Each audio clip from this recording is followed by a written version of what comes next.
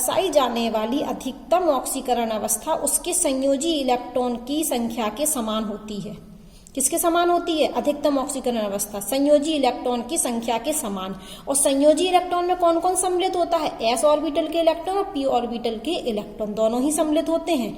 लेकिन क्या होता है कि जैसे जैसे हम ऊपर से नीचे आते हैं, जैसे जैसे हम ऊपर से नीचे आते हैं, तो नीचे वाले जो तत्व होते हैं वो उनके s ऑर्बिटल के इलेक्ट्रॉन भाग नहीं लेते हैं, तो उनकी क्या हो जाती है? 2 ऑक्सीकरण अवस्था कम हो जाती है। 2 ऑक्सीकरण अवस्था क्या हो जाती है? कम हो जाती है। और इसको कहते हैं अक्रिय युग्म प्रभाव। हम ये कहना चाह रहे हैं कि ऊपर के तत्व तो +3 ऑक्सीकरण अवस्था प्रदर्शित करते हैं, लेकिन जैसे जैसे परमाणु क्रमांक बढ़ता है ऊपर से नीचे आने पर वर्ग में, तो नीचे के तत्व अधिक परमाणु क्रमांक वाले जो तत्व हैं, गुरुत्तर जो तत्व हैं, वो -2 ऑक्सीकरण अवस्था को प्रदर्शित करने लगते हैं। 2 कम, मतलब ये +3 कर रहे हैं तो ये 2 कम का मतलब क्या हो गया? +3 में से 2 हम घटा दें तो +1। तो इस प्रभाव को हम अक्रिय युग्म प्रभाव कहते हैं। ऊपर वाले तत्व यदि +3 कर रहे हैं तो वर्ग में ऊपर से नीचे आने पर जैसे जैसे परमाणु क्रमांक बढ़ता है तो s ऑर्बिटल के इलेक्ट्रॉन भाग नहीं लेते हैं। तो सिर्फ ये कितना बनाएगा? p का भाग लेगा तो एक इलेक्ट्रॉन ही भाग लेगा, तो संयोजी इलेक्ट्रॉन कितना मानेंगे? 1। तो कितनी ऑक्सीकरण अवस्था प्रदर्शित करेंगे? 1। और वैसे शुद्ध शब्दों में कहें तो क्या होता है कि जब हम ऊपर से नीचे आते हैं तो अधिक परमाणु क्रमांक वाले तत्व समूह अधिकतम ऑक्सीकरण अवस्था से -2 कम ऑक्सीकरण अवस्था प्रदर्शित करने लगते हैं। देखिए भाषा पढ़िए आप। समूह ऑक्सीकरण अवस्था से, समूह वाली जो अधिकतम ऑक्सीकरण अवस्था है से 2 इकाई कम ऑक्सीकरण अवस्था, 2 इकाई कम मतलब 2 कम कर दें, 2 इकाई कम ऑक्सीकरण अवस्था प्रत्येक समूह में गुरुत्तर तत्वों के लिए, मतलब नीचे वाले तत्वों के लिए क्रमिक रूप से स्थायी होती है।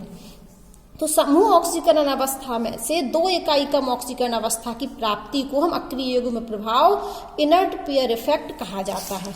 कि ये वाले जो तत्व होते हैं ना, ये ऊपर वाले तत्व, ये +3 ऑक्सीकरण अवस्था वाले यौगिक में ज्यादा स्थायी होंगे, जबकि ये गुरुत्तर जो तत्व है ये +1 ऑक्सीकरण अवस्था वाले यौगिक में ज्यादा स्थायी होंगे, क्योंकि साफ साफ लिखा है कि समूह ऑक्सीकरण अवस्था से 2 इकाई कम वाले यौगिक ज्यादा स्थायी होते हैं। तो यहाँ +4 है इनकी समूह ऑक्सीकरण अवस्था, तो नीचे वाले तत्व समूह में जो परमाणु क्रमांक जिनके ज्यादा है वो कितनी करेंगे? +2 इकाई कम, ये स्थायी होंगे। तो इस प्रभाव को हम क्या कहते हैं? अक्रिय युग्म प्रभाव कहते हैं।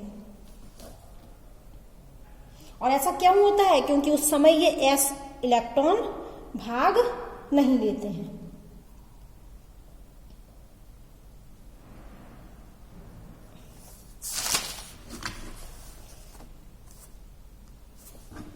देखिए यहाँ टेबल में भी लिखा है ये 13 का सामान्य इलेक्ट्रॉनिक विन्यास NH2NP1, यहाँ NH2NP2, ये NH2NP3 इलेक्ट्रॉनिक विन्यास लिखा है। ये इनकी दी है मैं पहला तत्व सदस्य 13 का पहला तत्व बोरोन, 14 का कार्बन, 15 का नाइट्रोजन, 16 का ऑक्सीजन, वर्ग 17 का फ्लोरीन और वर्ग 18 का हीलियम में पहले सदस्य लिख दिए।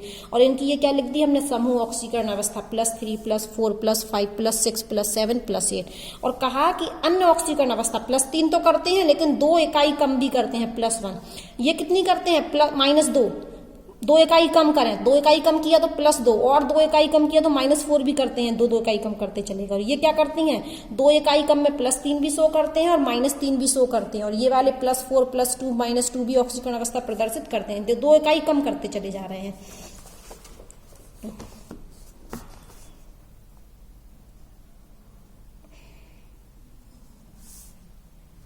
ठीक है, अब जो पी ब्लॉक तत्व होता है उसमें आधातु और उपधातु पाई जाती हैं। तो समूह में जैसे से हम ऊपर से नीचे आते हैं, मान लो हमारा कोई भी समूह है तो आधात्विक गुण कम होता जाता है।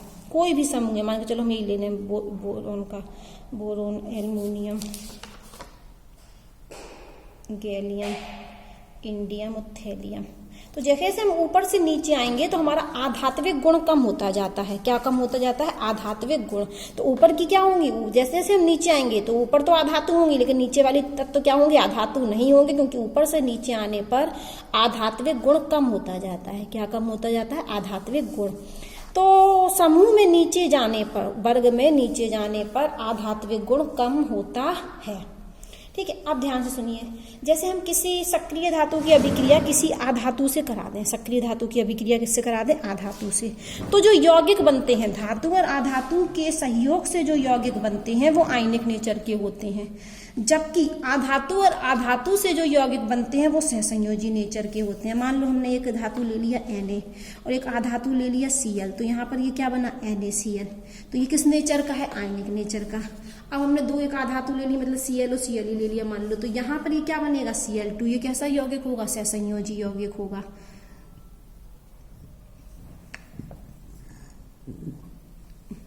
तो हम जब धातु और आधातु की क्रिया कराते हैं तो जो यौगिक बनता है वो आयनिक नेचर का होता है, और जब आधातु आधातु आपस में क्रिया करती हैं तो जो यौगिक बनता है वो सहसंयोजी नेचर का होता है। अब ये जो होते हैं ना, ये आयनिक नेचर का क्यों होता है? क्योंकि धातु और आधातु की इलेक्ट्रोनेगेटिविटी में बहुत अंतर होता है। तो इनकी इलेक्ट्रोनेगेटिविटी में बहुत अंतर होता है। धातु की इलेक्ट्रोनेगेटिविटी कम होती है, जबकि आधातु की इलेक्ट्रोनेगेटिविटी ज्यादा होती है। तो धातु और आधातु से बना यौगिक आयनिक नेचर का होता है, क्योंकि इनकी इलेक्ट्रोनेगेटिविटी में बहुत अधिक अंतर होता है। जबकि आधातु और आधातु में सहसंयोजी यौगिक बनते हैं, क्योंकि इनकी इलेक्ट्रोनेगेटिविटी में कम अंतर होता है।